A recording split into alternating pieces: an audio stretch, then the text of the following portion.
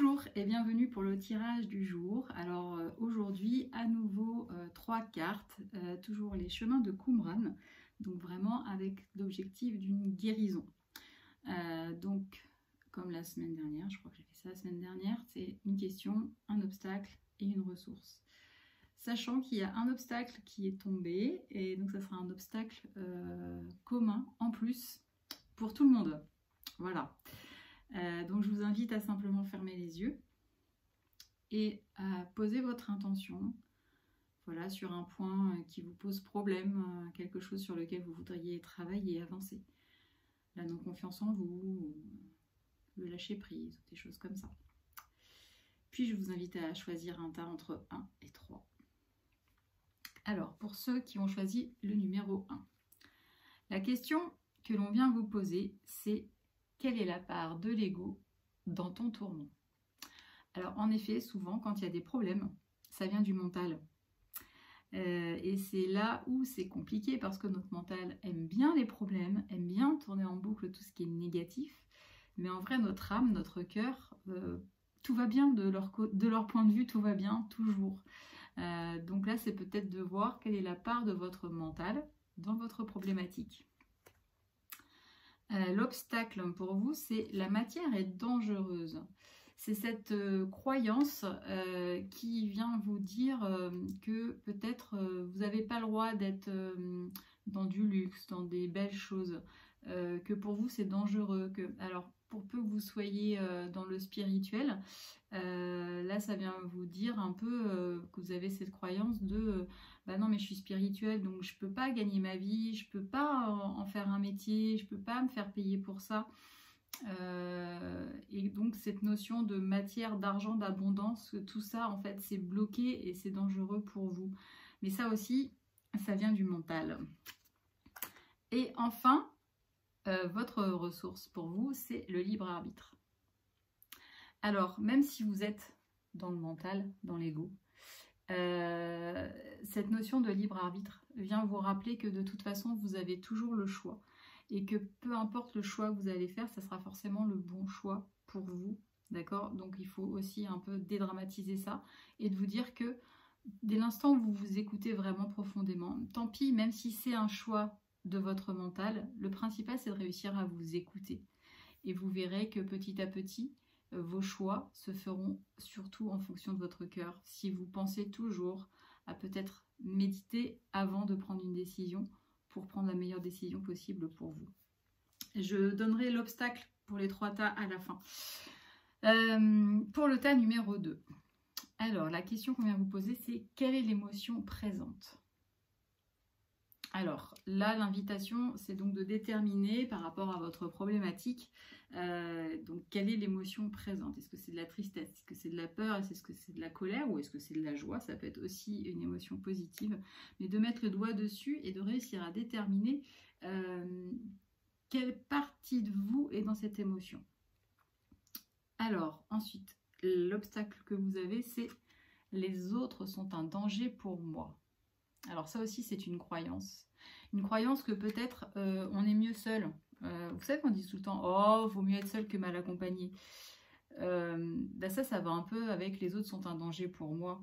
Et en fait, là, l'idée, c'est de vous dire que non, les autres ne sont pas un danger pour vous. Les autres vont peut-être venir vous réveiller, faire travailler les choses qui ont besoin d'être travaillées en vous, avec l'effet miroir notamment. Mais donc, les autres ne sont pas un danger pour vous, les autres sont une aide pour vous. Donc peut-être il est temps de vous dire ça intérieurement.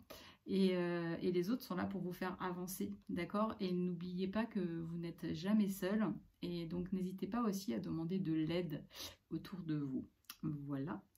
Et enfin, la ressource, c'est l'introspection. Alors, l'idée aussi, avec cette carte, c'est de passer du temps à l'intérieur de vous-même pour réellement connaître vos véritables envies. De toute façon, on en revient toujours aux mêmes choses.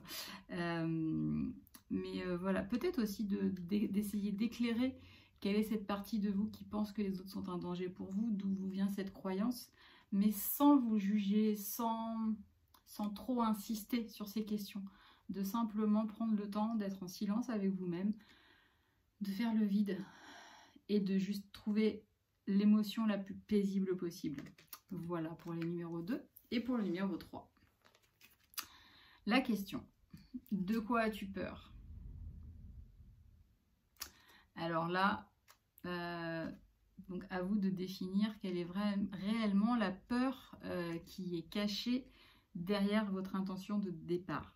Et encore une fois, quand il y a peur, ça vient très souvent du mental, d'accord? L'âme et le cœur n'ont pas peur.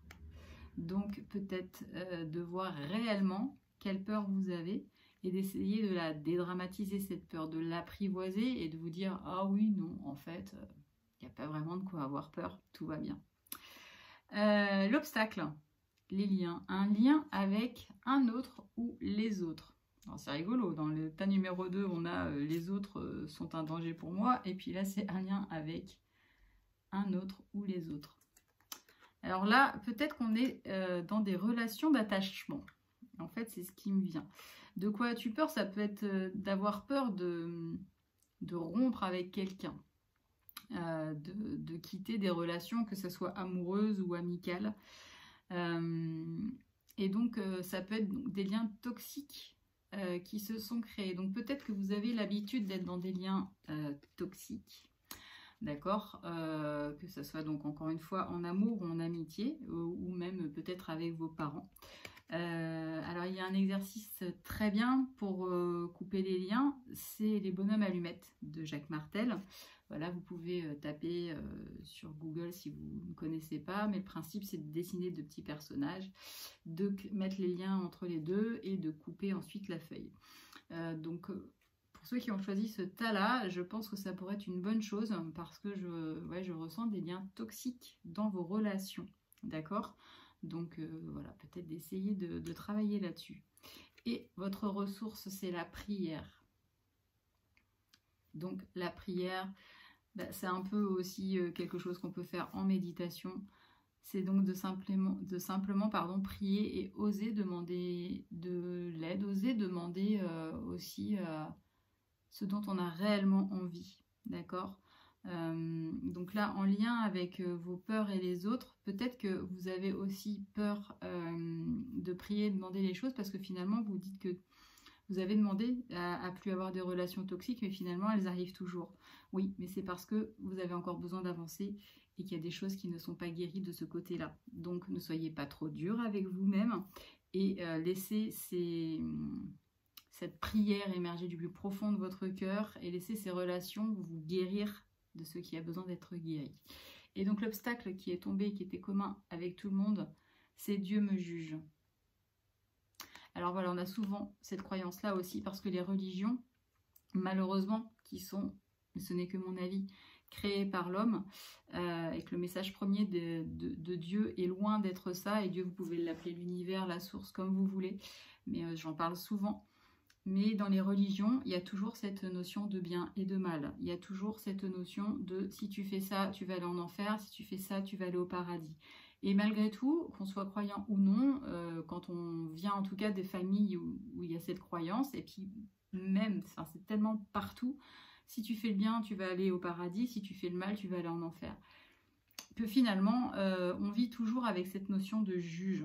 Et que Dieu nous juge. Et par exemple, dans les prières, on se dit tout le temps, bah oui, mais peut-être que, en fait, vu qu'on a cette notion de Dieu nous juge, et bien finalement, nos prières, elles sont pas entendues parce qu'au fond de nous, soit on croit pas vraiment en Dieu ou en quelque chose de plus grand, soit on se dit, bah de toute façon, on est jugé, et puis si c'est mal, et puis si machin. Et en fait, on s'en sort pas de ça. Donc là, l'idée, c'est de vous dire que, bah en fait, Dieu, il est simplement amour. Encore une fois, Dieu, vous l'appelez comme vous voulez, l'univers, la source, peu importe. Mais Dieu n'est que amour, d'accord? Donc Dieu ne vous juge pas dès l'instant où vous faites les choses avec amour. Donc n'oubliez pas que Dieu est amour et qu'il n'y a pas de jugement. Voilà, je vous souhaite une belle semaine et je vous dis très certainement à un autre tirage dans la semaine. Bientôt.